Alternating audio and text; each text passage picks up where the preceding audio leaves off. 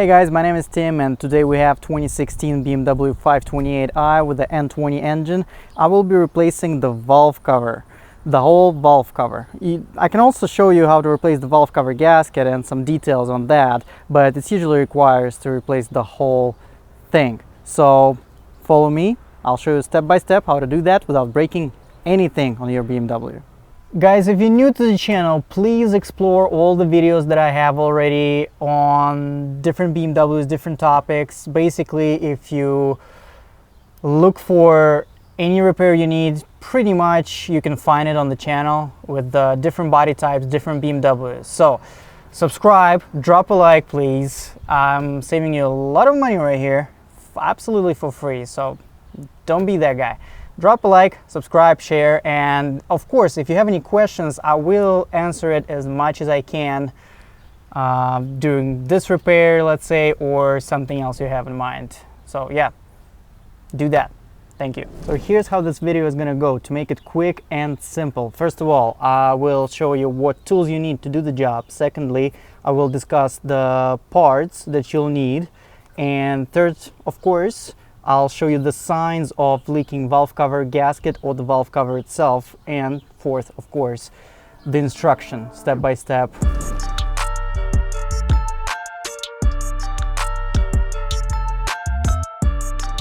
I cannot not address the coolant leaks that we have on this BMW. So the expansion tank, I will be replacing that as well. It's correct right here where the screw is. And also I will be replacing this expansion tank hose that goes to upper radiator hose. As you can see, there is plenty of coolant leaking here as well. So upper radiator hose and this hose and the expansion tank will also be replaced, but not in this video. So let's discuss where it's leaking. Usually you will see on this shield like it's all yellowish. This is all oil. Also the surface where the valve cover touches the head, that's gonna be all oily. That's the sign of the valve cover is leaking or the valve cover gasket. Then let's pop this beauty cover. When we're doing that, we will expose more. So right here, as you guys can see, probably, maybe not, I will have more of a fresh oil in the middle. So this is part of the valve cover gasket as well, those squares. So here, over there, leaky. This thing has been leaking for a while. The car has almost 100,000 miles.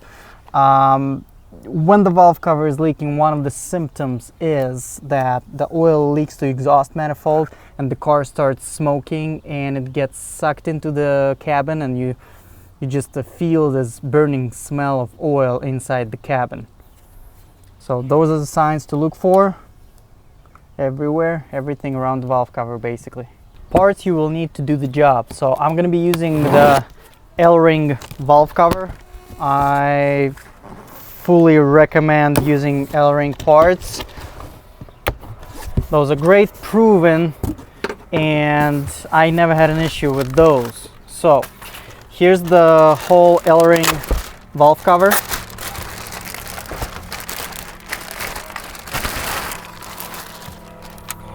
As you can see, it comes with all the seals and bolts and everything. The bolts are in there, they're not falling off if you flip it over, so that's not happening. It also has this brake booster pump seal right here. If you're replacing just the valve cover gasket, you will need this ring. That's it's a big ring right here for the brake booster pump. Also, the valve cover doesn't come with the Valvetronic actuator seal, which is this one. The seal goes right here, so the valve cover doesn't come with it.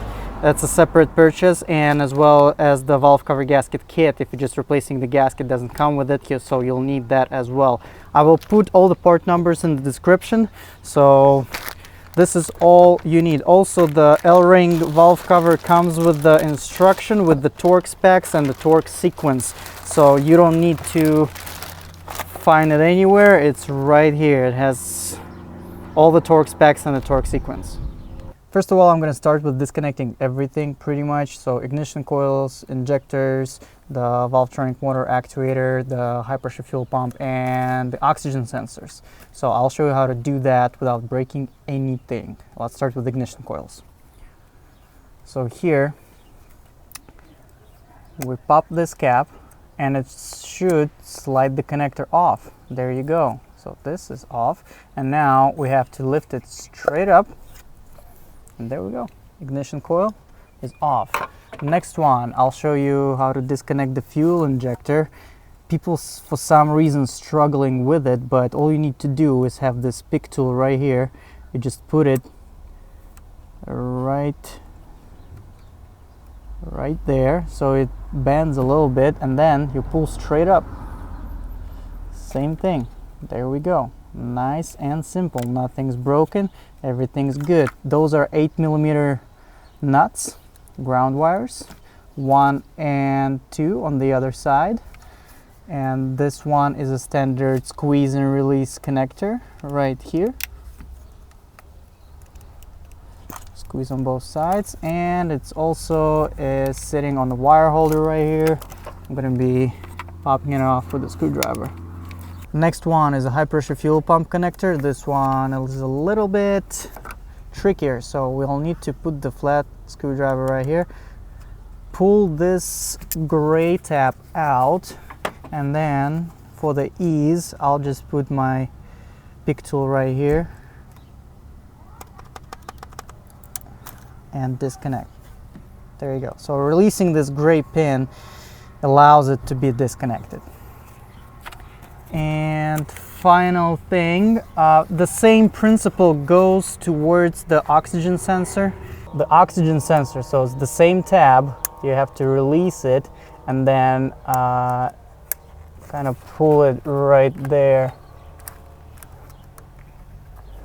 So it's nothing special, but it's really hard to do while shooting since I'm not in the position I'm supposed to be. So, all right, let's get it out. Also, the oxygen sensor, you can't mix them up. One will be yellow inside, the other one will be black. So there we go. So one will be yellow, as you can see right here. You can't mix them up. The other one is going to be completely black. So, and it goes the same tab, same bracket, everything. Now I'm gonna remove everything else since I showed you how to do it. So all the coils, all the connectors and everything. Now as you can see, I have all the electrical connectors off. Everything is disconnected and free to go. But before we can remove this, move out of the way, let's put it this way, this wiring harness, I will have to remove the high pressure fuel pump. For that we will need 17mm open wrench like this, so right here and there and also right here. So we'll remove this whole line right here, and then there's two Torx 30 bolts, one on one side of the pump and the other one is there, clearly visible. So there's 2 bolts. The pump is under a little bit of tension, of course, so be aware. Let's do it. One more thing, when you disconnect the high pressure fuel pump lines, expect some fuel to come out. So I'll start with the bottom one. Slowly release it. The car has been asleep for a while. There you go. You can see it's no big deal, not a problem at all. Let it be. Just if you don't disconnect your battery, and I can say disconnect your battery, there might be an instance where the car shoots fuel when it loses pressure, but it's not that big of a deal, man. So yep, let it be, let it drain. Now 2 Torx 30s right here.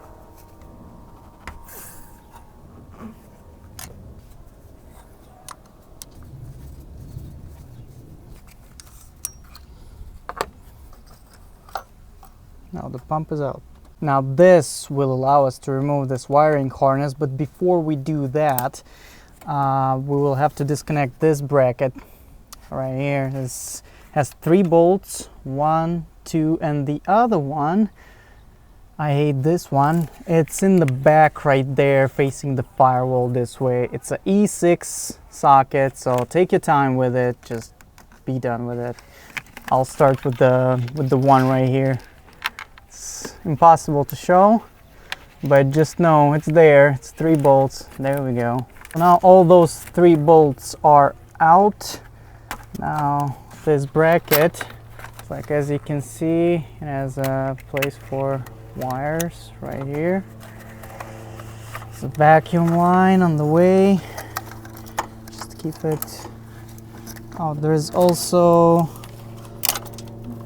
yep, there we go. This bracket is out. Things will break, like those wire holders. It's just plastic breaks. That happens. Can't prevent you from that. Now to disconnect this wire harness, there's 2 tabs, one in the back right here and the other one is in the front, so there's only 2 tabs. How you disconnect them?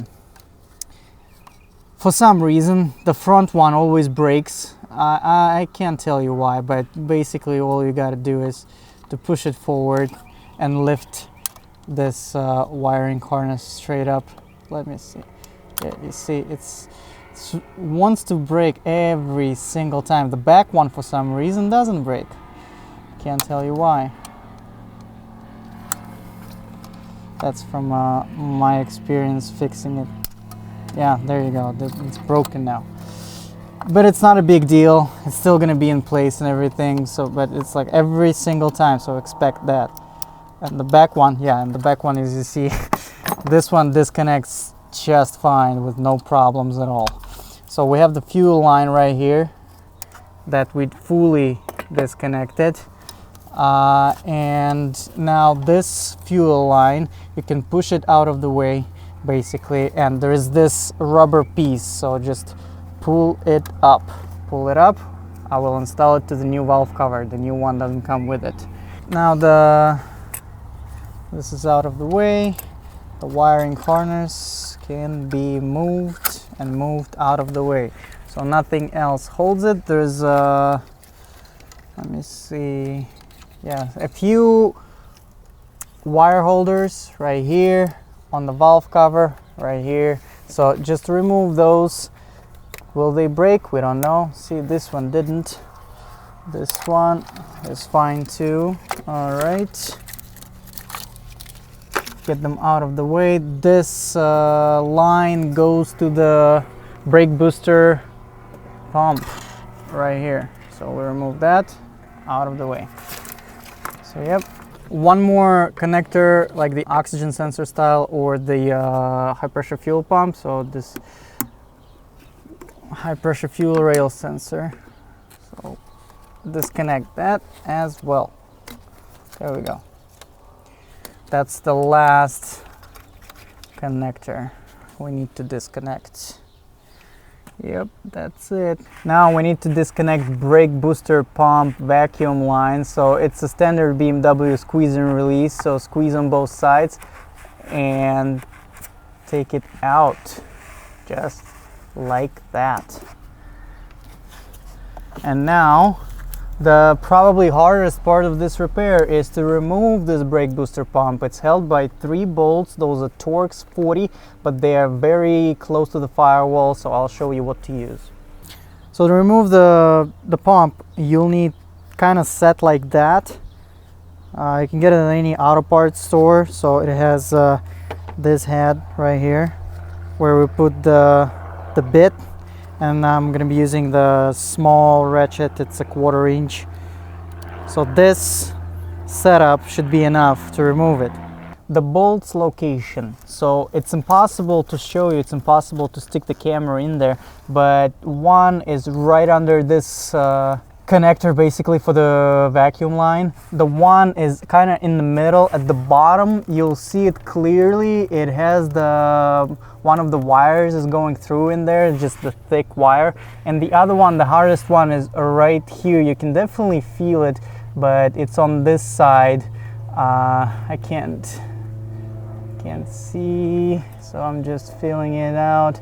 It's on this side, so it's 1, the opposite 2, and at the bottom 3. It's 3 bolts total, nothing else. I'll show you when I remove the pump.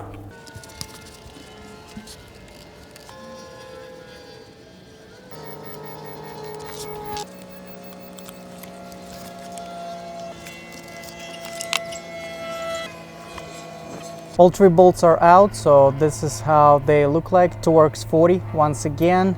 Once you break them loose, it's kind of easy to take them out. And now we can remove the brake booster pump. It's not held by a lot of force, so just there we go. Just push it out straight up. And I would recommend try not to rotate it. It's going to be easier to install afterwards. So this is the bolts location. As you can see, the pump located is can't fully turn it. Let me see, hold on. So the pump location is kind of like this. So 1, 2, and 3. This is it. And when you install the pump, like those going to be your guides. Now the front, we have 2 Bana solenoids. Those are E6 bolts. So just take them out and pop them off. I won't be even disconnecting them, so just keep the connector on, just pop them off. Just make sure the seal is staying there. And this one, so both steps go out. This is very possibly to break old plastic, so this, you don't need to even move it far away, just keep it like that. So the bolts are out, and you just kind of pop them off just like that. Just make sure this seal stays on, and that's it. Like, I can put them in there, wipe it off so the oil doesn't drip anywhere, and you are good to go. The other one, same thing. As I said, I don't even need to disconnect. As you can see right here, this seal stayed in, so I'll take it out and put it back on the solenoid. That's it in the front, and let it hang. Now next step would be removal of those connectors, I mean the fuel lines for the fuel injectors. Those are 14 millimeters, and then we have E8 bolts holding the fuel rail in place, so the 4 of those, and then those plastic pieces are coming out. And of course 2 more E6 bolts on the Valvetronic actuator seal. Now those 14, loosen them all first.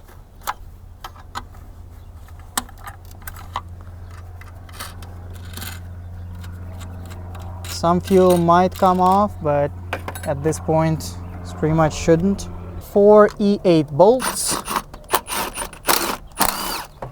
All right, and now this thing comes off just like that. There we go. Now we can remove the fuel rail entirely. It's not held by anything. Now we have finally access to remove all E10 bolts. It's like in the middle of the valve cover, all around it. There is no, on 5 Series, there is no difficult bolts, really. Everything is really accessible. It's 1 here, 1 in the middle. It's like those are rear bolts are the toughest ones, but pretty much everything is wide open at this point. So let's remove those. So the rear bolt, let me show you the difficult ones. I have the 3-inch extension with the E10. It's wobbly like this, and 6-inch extension. So there we go. Just put it right there. I'm hitting the bolt easily. So it's right there, and remove it. And there we go. As I said, there is not really any difficulty towards it. Like, this fuel line is very movable, so you can put it out of the way. There we go. Another one. Real simple. That's it. That's the toughest bolt. So I'll remove the rest of them, guys, and proceed with the removal of the valve cover. Now all the bolts are loose. You don't need to remove them. As you can see, they're sitting pretty tight in there, but you gotta make them all loose. And now the valve cover will not come off that easy, so I'm gonna be using this oil filter housing point and just prying it out a little bit. There we go. That wasn't hard at all. So now we need to keep in mind you have to straight it up, lift it straight up because of the Valvetronic actuator right here. And so that's something to keep in mind. You can't just bend it all the way back, you know. So that's how it comes.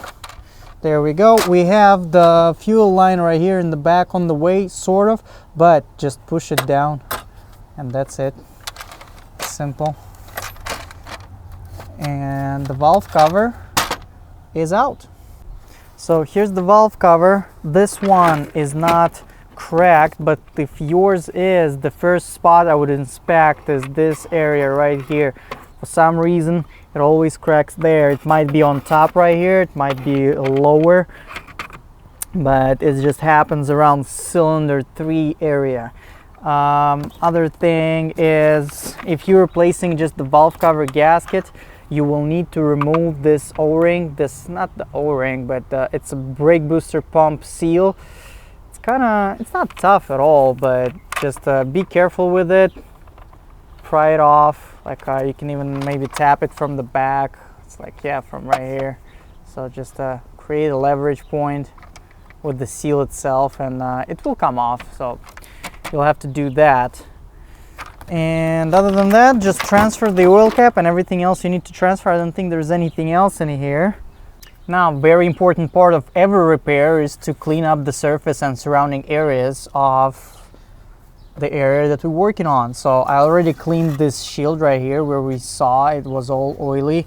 Definitely clean up in the back.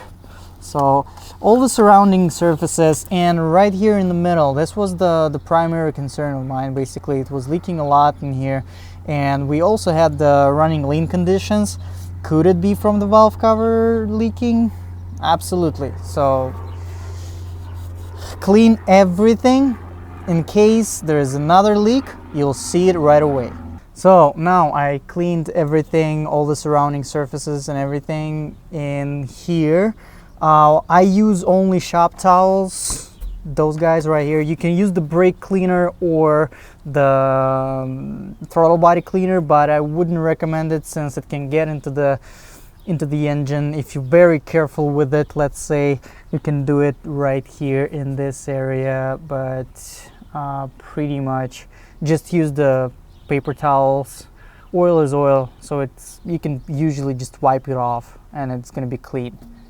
Another important part, since we had the extensive leak in this seal, so this seal that goes around here, inside I can see from where I'm at that there's plenty of oil in there. So you can remove those two 10mm bolts, just remove this bracket for the fuel injectors and wipe it off, or I'll just use the towel with the screwdriver to just clean it out. But it's plenty of oil in there, but the good thing is, once the leak is no longer present, this oil will just cook to be, it will dry out basically. So yeah, there's plenty in there, but you can probably hear it squashing in there. There you go, look at that. That's a lot. So yeah, clean it up. Now we're ready to install the valve cover back in place. Once again, guys, if you're just replacing the gasket, this brake booster vacuum pump ring should be flush. So just make sure it's flush with the valve cover. Not fully flush, but it's like, that's how it's supposed to look like, just so you know. It's not hard at all on 5 Series, of course. On 3 it's a little bit less room in there, but it's pretty much all the same. So we have the back over. There we go. Just carefully adjust it. And once it sits, it sits. Okay, first thing we're gonna do is hand tight all the bolts, and then you proceed with the spec from the Elring, how to torque it. And if you don't have that, if you bought something else, I definitely don't recommend you buying any valve covers from, let's say, eBay, unbranded stuff. This is all garbage. Like $100 valve cover for this engine is not gonna work. It's not gonna fit properly. So yeah, get Elring, get Phoebe Bilstein. Rain is not bad. Euro parts will fit. It's I've had experience with it. Don't really have a problem with it. It's on the cheaper side. So yeah, I'll show you the torque specs. So pause the video right now. So here's the torque sequence and torque specs. The valve cover is torqued. Everything is installed in there. All the bolts are good. Now we'll proceed to putting everything back together. I'll, let's say, start with the Vanos. Remember, this valve cover is new. It doesn't have the threads for the bolts, so you'll have to make new threads for the, let's say, Vanos solenoids, and for the fuel rail, and as well for this Valvetronic motor seal. So all the threads will be new, and this back one is gonna be pain in the butt. So you might want to create a thread before you put the valve cover in on this, the only one, this one bolt, or there's a trade secret, just don't install the bolt. But I'm gonna be doing it, so it's up to you. It doesn't do anything, you know, held by, this bracket is held by 2 bolts, just like that, just fine. It doesn't go anywhere. So if you're not willing to do that, I understand, and I'm not even gonna blame you for it. So it's okay, but I'll be doing it anyways. Now we're gonna install the vacuum pump back in place. That's gonna be the hardest part, once again, of this repair, in my opinion. So just slide it in right there. Now,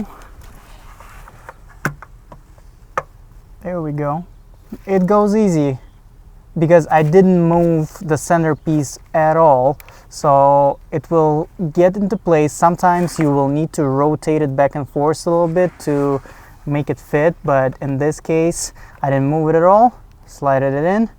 It's like just the way I removed it, I put it back in. That's it. That's a important part.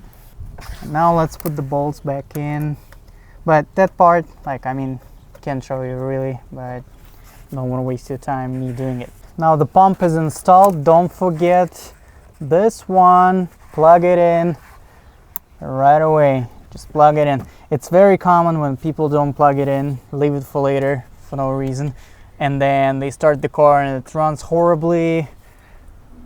Sometimes that's the case. Not all the time, but sometimes.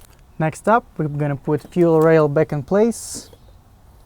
Put it where it's supposed to be. First of all, we will put the connection to fuel injectors. Make sure those align. Those should be hand tightened. You shouldn't have to force them. So hand tight. If they do not go easy like those, it's probably you kind of positioning it wrong and threading it. Sometimes the threads are gone, but it's very rare. I haven't seen it once, but I've had people commenting that they had this kind of problem, but I honestly haven't seen it once. So it's always about the positioning. So there we go. And once again, those threads will have to be made. The fuel rail is where it's supposed to be. Now we can tighten the connection to the fuel injectors. Don't forget that, otherwise it's gonna be leaking gas.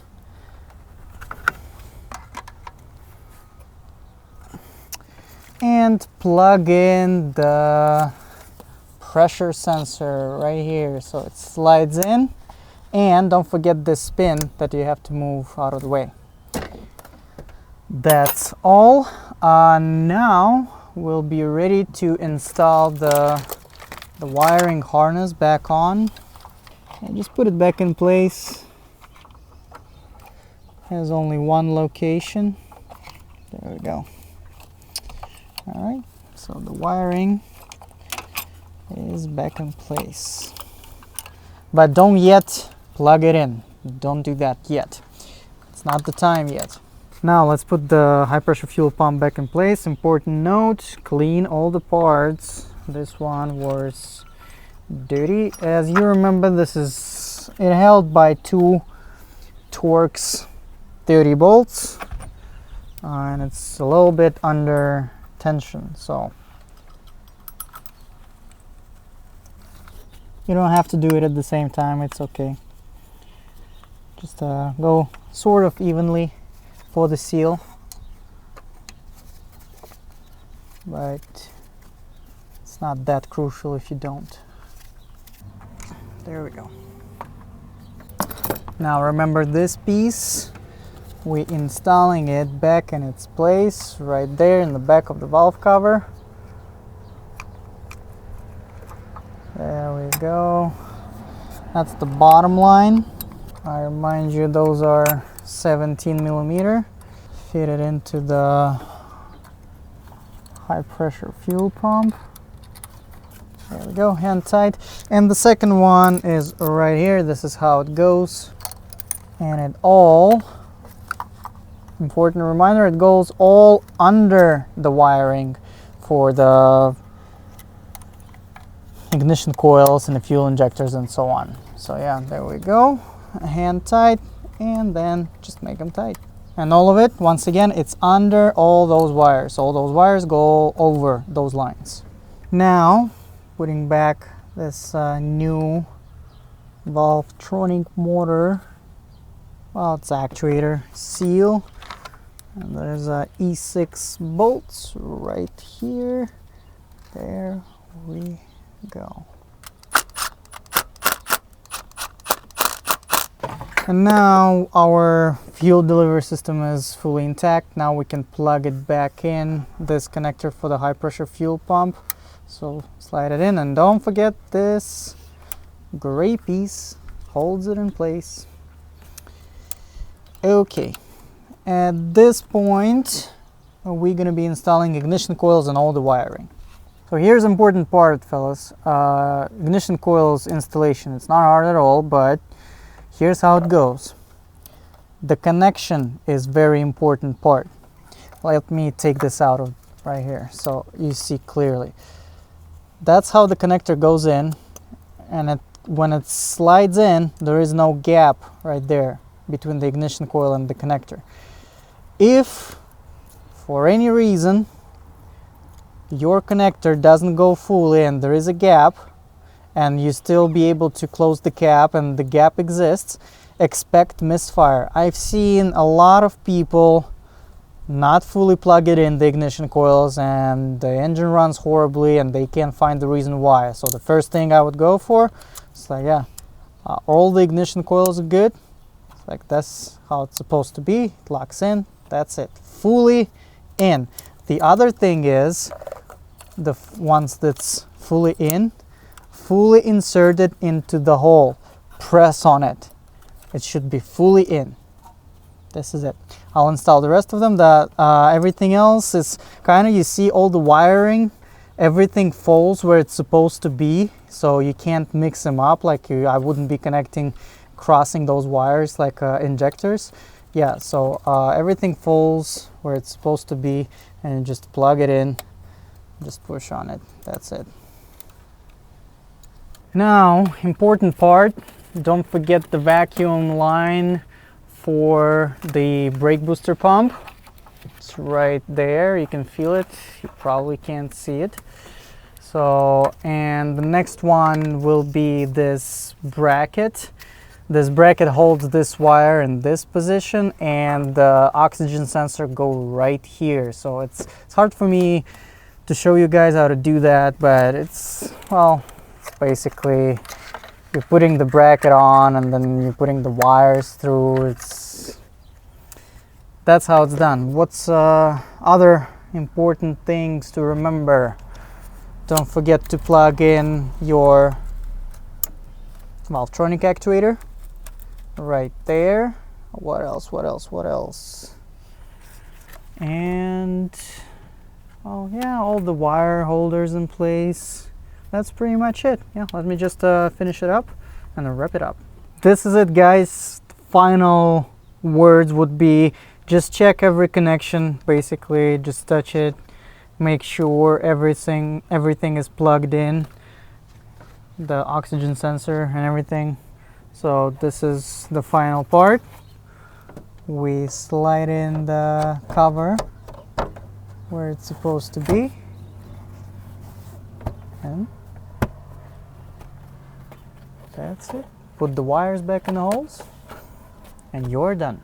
So this is it, guys. I hope this video was helpful. If you're new to the channel, explore all other videos I have on the channel. You'll find a lot of information on how to fix your BMW, save a lot of money, and don't break anything in the process. Now fire up your car, make sure everything runs okay. Drop this like, subscribe to the channel, share the video, and if you have any questions, just comment below and I will answer as much as I can. Thank you for watching. I'll see you in the next one.